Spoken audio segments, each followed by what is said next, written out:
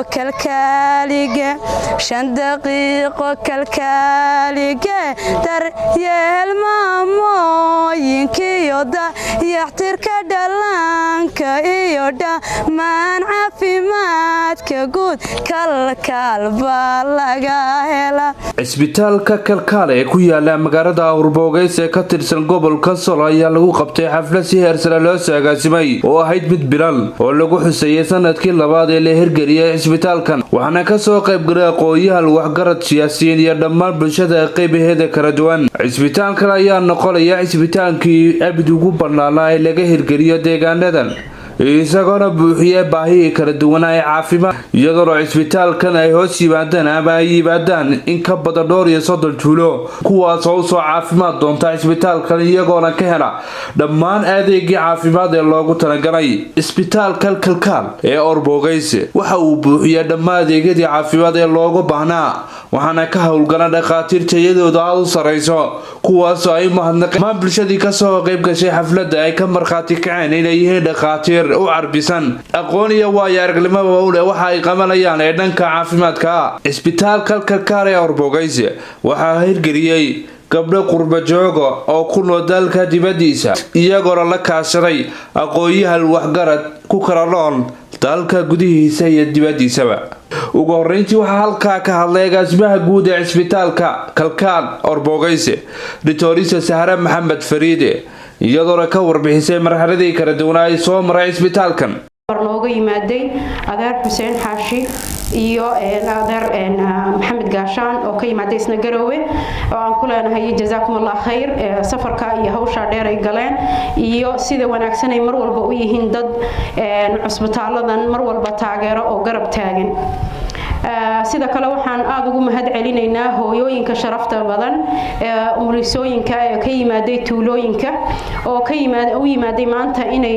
qaataan seminar gaaban si wada shaqaynteedu insha Allah ay u toosto.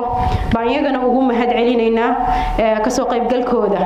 dhammaan dadka kale ee ka soo qaybgalayna waxaan leenahay Ilaahay idin sharfo sidaad noo sharafteen. jazaakumullah khayr. Allah idin barakeeyo dhamaantiin. waxaan kaloo jecelaystay inaan idin xasuusiyo 3 sano ka hor 2018 waxaan imaanay halkan cisbitaalka waynu dhagax dhignay 25 August baynu dhagax dhignay 18 December 18 August 25 August 2018 2019 waynu furnay August 25 alxamdulillah sanad guuradii labaad baa inoo socota.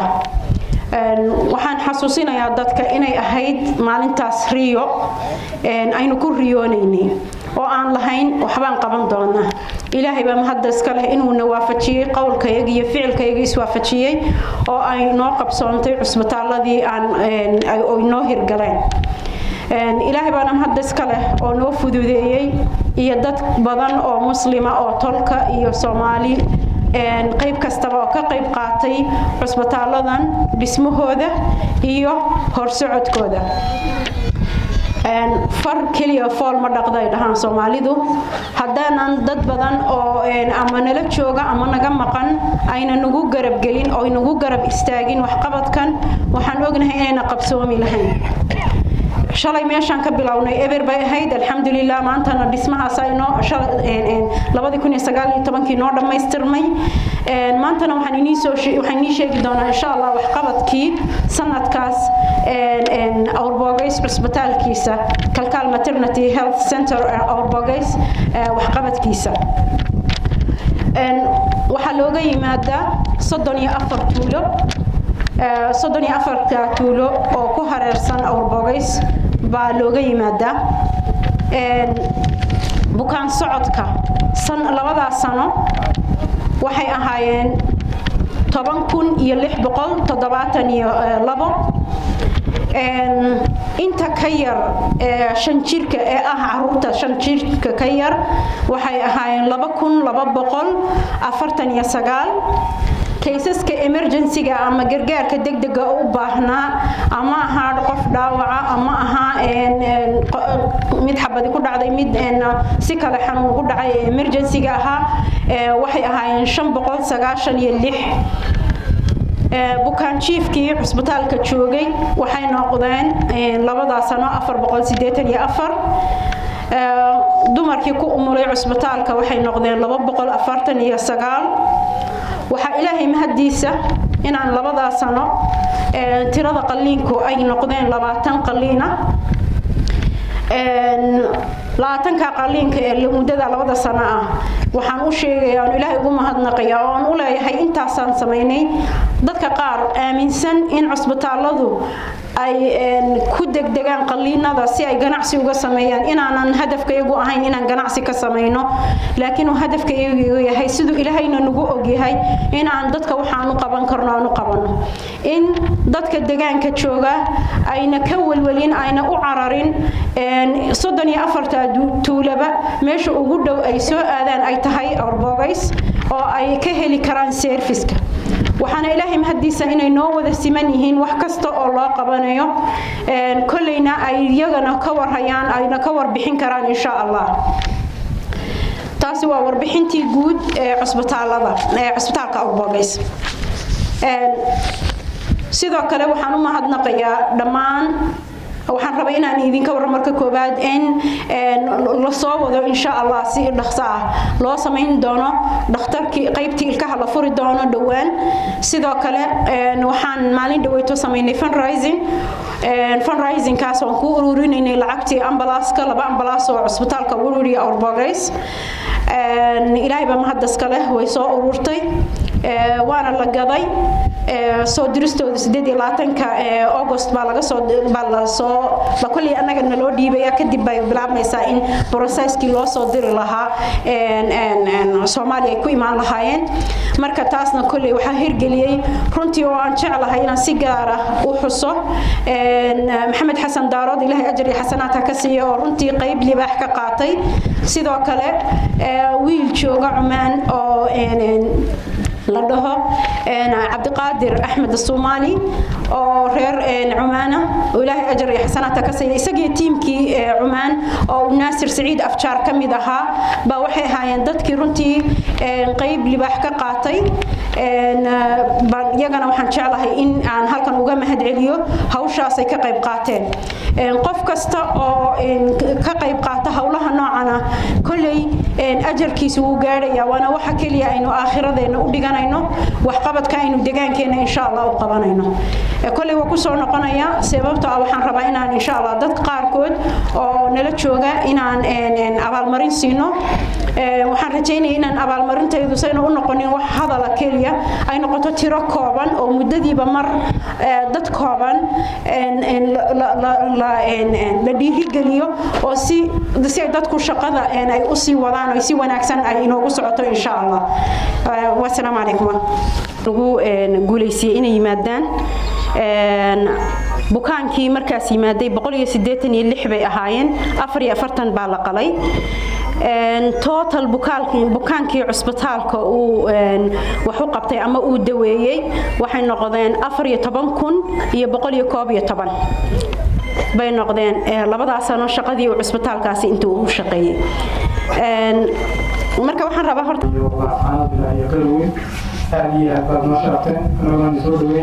waxayna noo tahay inaan shaqan sii lalaano oo nala qofka shaqada iyo hawsha wadaan qofka la dhiirigeliyo waa gardiga bini'aadanka iska tahay qofku inuu dadaalka sii lalaano aad baad mahadsantihiin sidoo kale waxaa iyaguna dhinacooda ka hadlay xuseen xaashi iyo maxamed faarax ciise gaashaan oo odayaashii qaybta lixaadka ka qaatay sidii uu hirgeli lahaa cisbitaalkan iyo cisbitaalka kale ee isla ku yaala magaalada Warwade iyo dhowrka beelood ama deegaan ee ay sheegeen qolada cisbitaalku iyo intii kaleba aad baan idinku mahad celinaynaa aad baan idinku mahad celinaynaa mar labaad waa la sheegay labadii sano maalintii la furayna anigu waa joogay iyo maxamed faarax ciise waa joognay xaqiiqadii anigu maalintii shaki baan qabay markaan inta inii sheego markaan tagnay wirwid iyo markaan awrbogeys ka tagnay awrbogeys baa horeysay xoogaa shaki baa i galay baqdin baa igu jirtay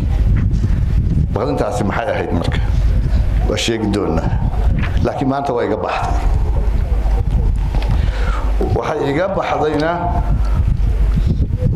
cusbitaalka wixii uu u baahnaa iyo wixii looga baahnaa labadaba in la qabtay waa la soconay xaaladiisu meeshay marayso maalin turkiga anoo jooga Ankara nin ii yimid wuxuu yiri adeero xaqii ku taala awrbogeys waliba wuxuu ahaa nin haddaanan sheegin wuxuu yahay waxaan awrbogeys meeshay ku taalo nacasna loo sheegi maayo fariidkuna waa ogyahay inta markaa guud dhakhtarka iyo doctoreysada iyo qoladii cusbitaalka ayaa wixii dhaqaatiir iyo cusbitaalka iyo daawooyinkii ka hadlay anigu waxaan u imid saaxiibkayna aan iska soo raacnay Garowe maalintii la dhisayay sidii ay ahayd ama la furayay maantana inaan ka qayb galo haddaan nabad qabana mar kaleba waa markastana waa imaanaya haddaan nabad qabo ama caafimaad qabo warbixintii xalayna siiyey runtii xalay ilaa 9 saac waa soo jeeday farxad baan soo jeeday markii intaas oo qof baa yimaada inta markii laga soo gudbo waxaan isleeyahay odayaasha iyo dhaqanka ayaa mahmaada yaqaani dadka iyaga aan xoogaa sida mahmaada ogaan waxaan ana faan oo le farikama qodna بس معاه فرس كم معاه قليل فرضها هاوي فرس كم معاه وصل لوجود يفتح يا شيء كان إنه سي يا إنه سي وحيو اسبتالك وحي لوجا بحنا ولي ما دام يستغنى waxyaalaha aan isleenahay waa u baahannahay maanta inaan ka wada hadalno waxa kamid ah wacyigelinta dadka culimada odayaasha dadka tuulooyinka ama beelaha jooga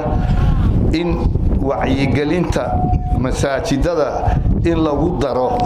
cusbitaalku waxa uu yahay iyo waxa uu qabanayo dhakhtarka ka hadlay arinta aad iyo aad baan u jeclaan lahaa in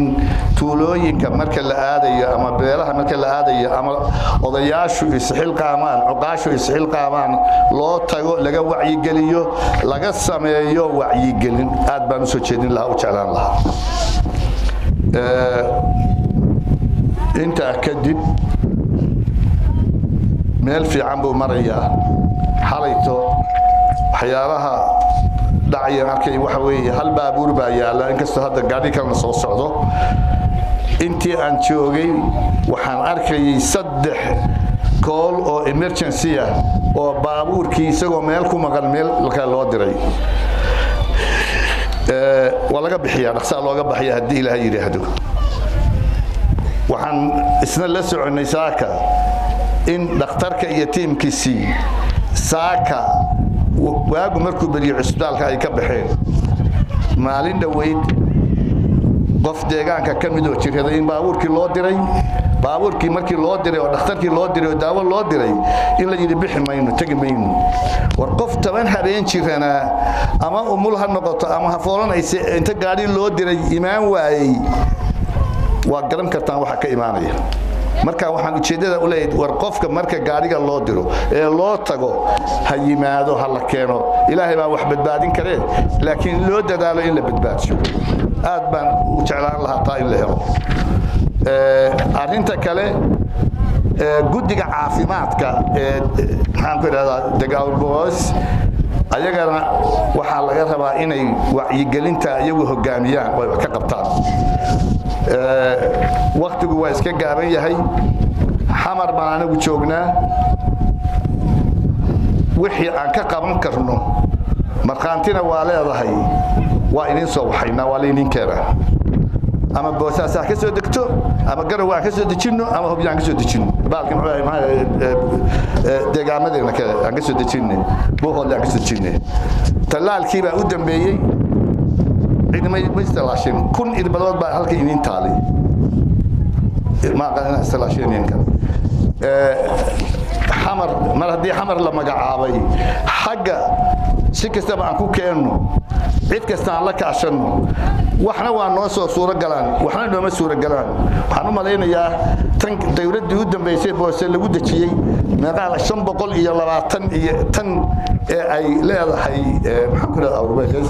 ayaan soo saaray waxaan malaynayaa inay ku jireen teendooyinkii waaweynaa doctor isuma joogan teendooyinkii waaweynaa ee kuwa shirarka xamar lagu qabto ee xalane kuwa kamida inaan idin keenay awrbees qolada kalena waa u geeyay marka waxaan la dagaalamaynay in aan la waayin qofka laga helo jirada COVID-19 inuusan dadka ku milmin oo meel kale loo waxiyo waxaan malaynayaa qalabkaas waa in soo gaaday weyniyaada kuwa caruurta iyo wax kale ay dambeeyeen ya qayb cusub oo yahay marka waa qaybsanaynaa shaqada saddex qaybood aan u kala qaadno xamar wixii ku xidhan aniga iyo tiimka iyaga kula xisaabtamaysa garowe wixii ku xidhanna wasiir gaashaan iyo tiimkiisa lagu xisaabtamaya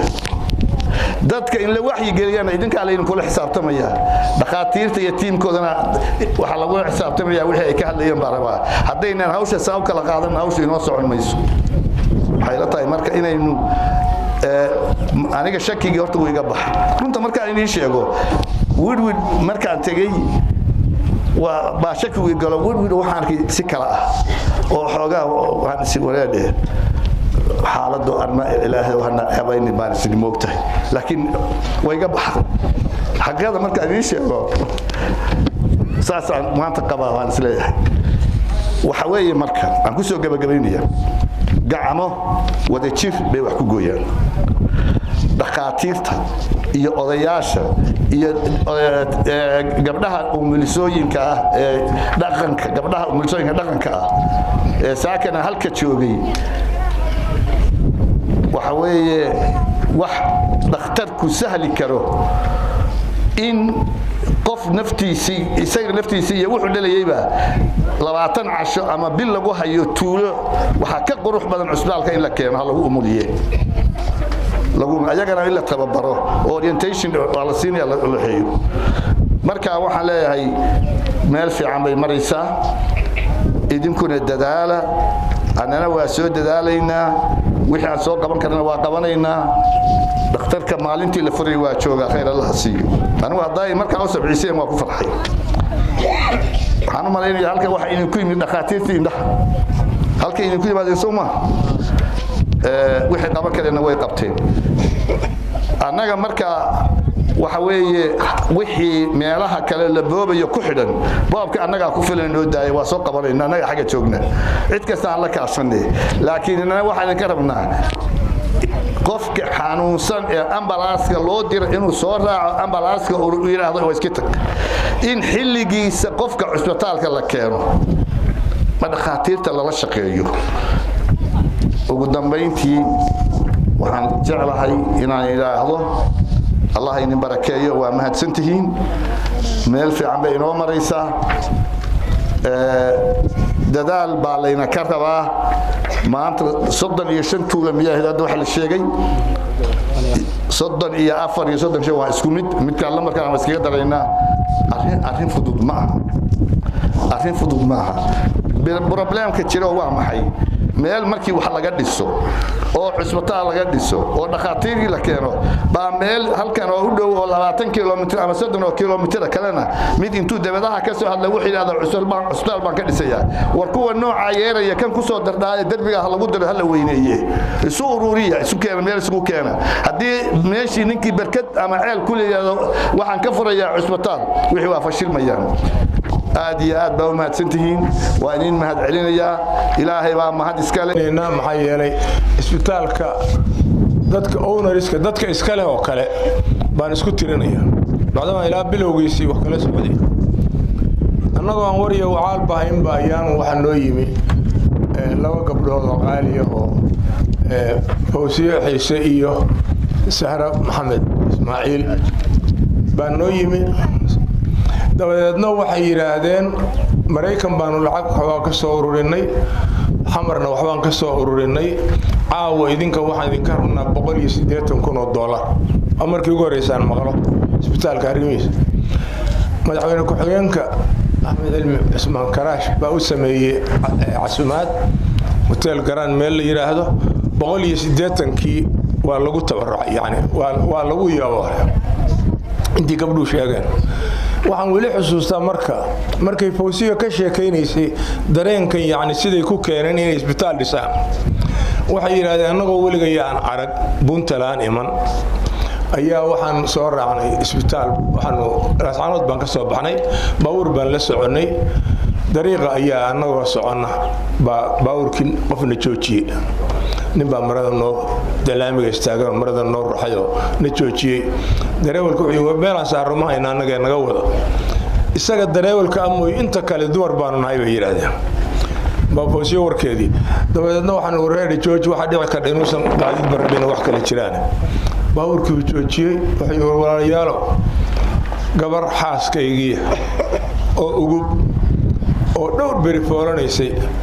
baa sida hadba meel ugu wadwadnay iga dhimatay waka halka marada ku dadaan ilaas muslim hadaati ilaas markaasaan niri warheeda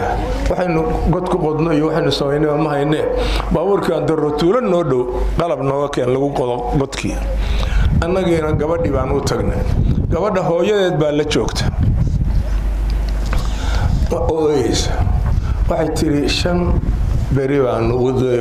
hor iyo gadaal u wadnay gabadhiyo meelaha batuula geynaayo waxba laga qaban kari waayo wax qaba iyo daawo iyo dhakhtar iyo midna male marka aniga waxaan goostay bay tiri inaan arinta wax ka qabano haweenkeenu u dhamaanayaan iyo hooyooyinkeenu u dhimanayaan balana wuxuun ka qabano qolo dhaqaatiir baan la tashanay waxa la yiri sahan baa la sameynaya meesha ugu mudan oo laga sameyn karo laba isbitaal baa la soo eegayaa labadii meelood waxa tala lagu soo bixiyay Awrbogays iyo Woodward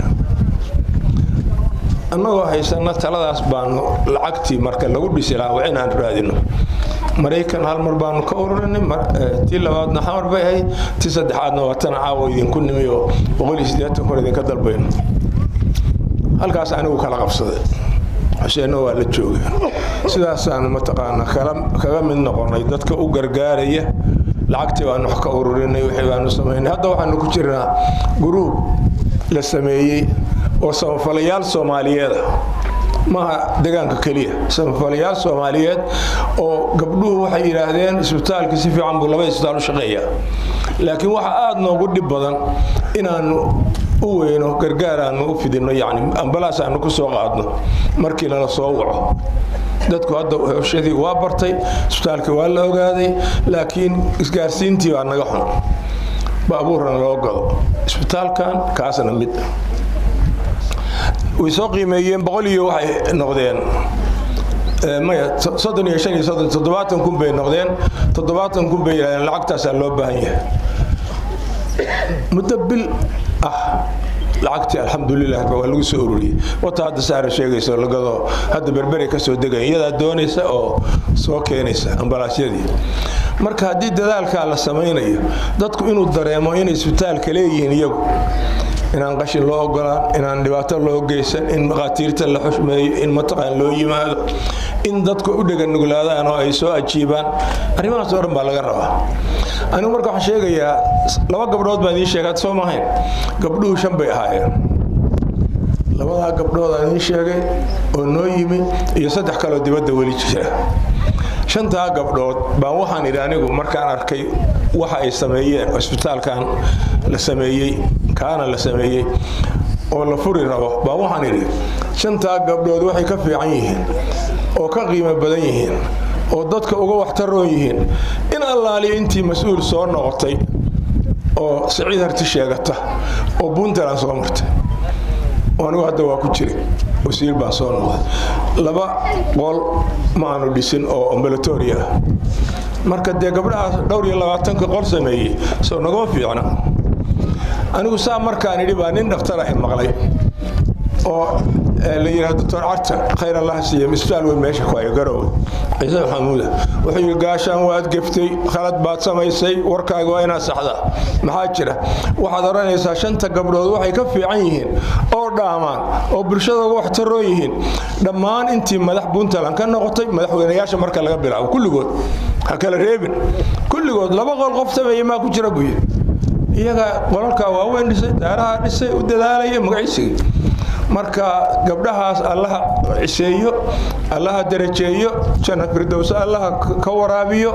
inaynu la shaqeyno xusuusno mar walba u duceyno waa jimco maalin waxa ku jira saacad ijaaba jannat firdaws Allah u bishaareeyo gabdhaha iyo inta caawisaba waana mahadsantihiin gabagabadii waxaa hadalka iskaga doomaray cuqaashii iyo waxgaradkii iyo matisharaftii ka soo qaybgashay iyagoona ka markhaati kacay in cisbitaalka kalkaal ee Orbogays uu yahay cisbitaal muhiim ah oo baahi weyn u haya bulshada buuxiyay baahi kala duwan ay ka jiray deegaankan ilaahay baa mahad leh de wixii halkan maanta waa cusbitaalkuna dadkii aqoontiisa lahaaba ka warbixiyay iyo dadkii hantiilayaasha ahaayoo wadanka keenay ama shaqada soo qabtay runaantii aad iyo aad bay markaa noogu tahay aniga iyo inta lamidaba waxay aniga aad iigu tahay farxad bay ii tahay inaan cusbitaal intaa leeg oo Orbogays ku yaala sanad guuradiisii labaad ka qayb galo waxaa farxad labaadii ah inaan arko dadkii deegaanka oo cusbitaalka hirgeliyay oo juhdiga ku bixiyay oo nool oo maanta shaqeynaya wali maamulaya aad iyo aad baan ugu faraxsanahay waxaan rajaynaynaa intaa in ka badanna way gaari doonaan hadal badan oo meesha ku jira ma jiro aqoontii iyo juhdigiisii iyo dardaarankiisiiba waa la bixiyay waxaan kaliya oo oranaa aan qaadano talooyinkii la soo jeediyay oo hadaynu shicib nahay dadweynaha hadaynu nahay aan qaadano talooyinkii haday caafimaad tahay haday wacyigelin tahay iyo hadii wax qabad kale loo inooga baahdaba aan ka qayb qaadano oo waxa la gaari doonaa inaynu waxyaalo badan oo kale oo horumarkeena kamid ah inay soo kordhaan oo kuwa kani ay kamid yihiin hadii inagu aynan isku tashan oo gamcaha isu qabsan oo istaakulaysan cidna wax inoo qaban mayso barakaatu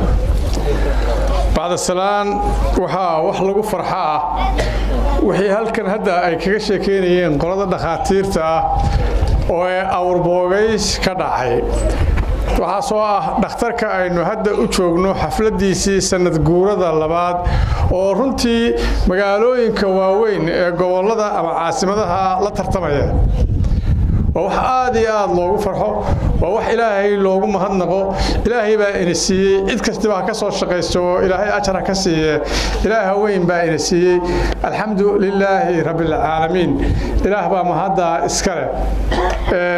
waxa inta raaca waxaan si gaar ah ugu mahadnaqayaa halwadeennada caafimaadka ee degmada Orbogays oo ay hogaaminayso Sahra Fariid aad iyo aad baan iyagana ugu mahadnaqayaa dadaalka fiican iyo waqtiga fiican ee ay geliyaan hawsha caafimaadka eeriyada tan de Orbogays ay xarunta u tahay oo runtii dhul ballaaran ah ilaahay baa idinka jazaaysiinaya inagana waxa la inaga rabaa inay de wixii ay inooga baahdaan aynu diyaar u ahaano waayo isbitaalku wuxuu u baahan yahay in la fidiyo buu u baahan yahay kulay dhul lagu haystaa in la fidiyana wuu u baahan yahay in dhaqaatiir intan ka badan uu yeeshaa loo baahan yahay inuu kalkaaliyayaal ama neeras intan ka badan uu yeeshaa loo baahan yahay waayo hadda hawsha taal iyo dhaqaatiirta joogtaa way kala badan tahay wax isku dheeli tiran ma aha ma garan karo inay qaadi karaan de raiska inta leeg iyo inaynu la qaybsan karo taa iyaga hadii lahaydan ka dhigo inoo sharixi doona laakiin waxaan idin sheegayaa inaanu diyaar u nahay hadaanu nahay reer Orbogaysed iyo dadka agagaarkeeda deganba in dhakhtarka wixii laga qabanayo aanu diyaar u nahay aanu heegan u nahay aanaan hiil iyo hoo midnaba idin kala hadhayn ducadana weli marka dambe waxaan u mahad celinayaa cusbitaalka inoo soo shaqeeyey oo sida quruxda badan inoo ku soo shaqeeyey oo 180 kilomitir bay inoo jireen dhakhtaradu kan ka hor waa inaynu mahad celinaa ilaahay baa mahad leh waxaynu kala u mahad celinaynaa cidii ka qayb qaadatay adeer dhaqaatiirtina hadda cuqaashi loo yeero hawshaydo biisiga waa iska badanaya intaasina waa kaftin assalaamu calaykum waraxmatullaahi tacaala wa barakaatu aad baan u salaamayaa degmada Awrbogays iyo dadka ku nool oo ay ugu horeeyaan bahda kalkaal diktooraysa Saara qolyaha kale la shaqeeya siyaasiyiinta ruug cadaaga ee xaashi iyo gaashaan baan aad iyana si gaar ah u soo salaamayaa oo iscanaanto waqtiyadii hore yiri dhulka wuxuu uma qaban jiray laakiin hadda maal geliyay anana hantiilayaashan laga bilaabo hadda ka mid noqonana oo si dhow baan nolol shaqeynaa waayeelka Awrbogays dhalinyarada gabdhaha hooyooyinka umulisooyinka inta si guud baan u salaamanaa waqtigu waa iska yar yahay farxad dayada laba koobi karo Awrbogays way gidhood wax kale laga sheegay galabta inta marka la inaga daawado waa shuusho baxo sar oo guur marka in badan baa leena xamanaya galabta caafimaad iyo horumar markaynu ka hadlano insha Allah taala halkaas aynu ka sii wadanaa assalaamu calaykum waraxmatullaahi wabarakaatuh salaanka bacdi ilaahay baa marka hore mahad leh marka labaad waxaan u mahadnaqayaa isbitaalka kalkaal qoladan caafimaadka ee u joogta halkan doctorka Cabdiqani doctor Sahra dhammaan aad iyo aad baan ugu mahad celinaynaa waayo de wax qabad bay muujiyeen aan dhaweyto anagoo jooga meel yar oo leeyahay Lafweyne ayaa waxa dhacday nin dhinac fadhiya ayaa wuxuu yiri waxaan aadayaa Awrbogays mid baa yiri maxaad ka doonaysaa wuxuu yiri waxaan ka doonayaa aniga dhakhtar baan aadayaa waan xanuunsanayaa kuwa meesha fadhiyay baa yiri armii waashay taana anigu de warka waan hayay muu waalan baan ku uriyay meesha dhaqaatiir caalami ah joogta marka tisaasa reer miyigi banacada joogay dad meesha ugu soo xisaabtamaya uma baahna marka faahfaahid iyo wacdi iyo gelin aqoonimi xudun wafdi baan ahayn xuqaashaan wada soconay halka waxaan u soo maray waa farxad aan kala qayb galayno magaalada Awrbogays sanad guuradii labaad ee cusbitaalka kalkaal waxaan rabaa runtii oo aan u mahad celinayaa intii hore loo sheegay bahda kalkaal waxaan leeyahay ka reer kalkaalow wax weyn baad u qabateen reer SSC markaad cusbitaalka gudguriga ka noo dhisteen waadna abaarteen marta ay ku habboon tahay ee shacabku u badan yahay waxaanu sayid ka codsanaynaa haddii Ilaahay yiraahdo inaad intii ka sii kordhisaan waayo naguma filla wax badan baan wali meel kale aanu ka raadinaa marka insha Allah waxaan rajaynayaa inaad noo kordhisaan annana way idin la shaqeynaa odayaasha xaashi Xuseen xaashi iyo Maxamed Faarax Ciise Gaashaan iyo ragga la midka ah ee hawshan wax ka qabtay yana waa u mahad celinayaa saddex nin oo ay magacowday Dr. Sahra oo laba saaxiibada yihiin Maxamed Xasan Daarood iyo inankii reer Cumaan hebel Soomaali iyo Naasir Saciid Maxamed in afjaar saddexdabana waa u mahad celinayaa laba nin baan kulay aqaan aad iyo aad baan u badiyaa samafalayaal waaweyn weeye waa raggii aan soo wada shaqeynay oo wax badan wada qabanay waana ku faraxsanahay waana u ducaynayaa if ya akhira Ilaahay barakeeyo hawsha ay qabteen ee ay ka qayb qaateen cusbitaalka waxa kale oo xusaya masaajidkan bilicda leh ee dhinacayna ka dhisan maxaa xasdaaro badhisay baa leeyahay waa saaxiibkay maxamed aad iyo aad baan ugu mahad celinayaa waxa kale oo aan u mahad celinayaa reer Ogle Warfaa baan jeclahay halkan waxa ku yaala albeerka qurux badan oo aan anigu 5 star ku qiimeeyay 5 star baan ku qiimeeyay reer Ogle Warfaa baa dhisay baa leeyahay Ogle la yiraahdaa bahda horumarka samaysayna aad iyo aad baan ugu mahad celinayaa waxaan ku soo noqonayaa shacabka reer Boogayseed iyo nawaaxigeeda oo aanu anagu ka midnahay reer xudur hadaan naado aan anigu shakhsiyan u imi caafimaad halkan dad badanna aan u soo diray intaba anagoo faraxsan baan dib uga noqonay waanu ku liibaanay wax badan baa noo baaqday laba siyaaboodba cusbitaalkan uu aadi lahayn meel ka fog qarashkii naga bixina waa noo baaqday waxa kale oo noo baaqday qiimaynta lagu qiimeeyo halkan ma aha qiimo la mid ah cusbitaalada meelaha kale waa mid aad uga hooseeya waxa la ii sheegay incubatorka carruurta lagu xanaaneeyo marka ay daadoodu dhamaystirnayn oo aan 9 bilood gaadhin ee ay dhashaan dhalada lagu rido $200 baa ilmaha laga qaadaa halkana $15 baa laga qaadaa ma sha Allah marka waa xoolo bilaash oo Ilaahay inoo keenay Ilaahay mahadi weeye aad baan u mahad celinayaa mar labaad dhakhtarka Sahra Maxamed Fariid intaba waa u mahad celinayaa iyo kalkaalayaashooda waana mahadsantihiin assalaamu calaykum warahmatullahi wabarakaatuh gabadha agaasimaha guud ee cisbitaalka kalkaar Orbogays ayaa waxay shahaado sharaf guddoonsiisay dadkii doorka lixaad ka soo qaatay sidii uu u hirgelin lahaa ama uu sii shaqayn lahaa cisbitaalkan shahaado sharaf iyo kala duwan qadar tarabi wararka Kalson TV la sanad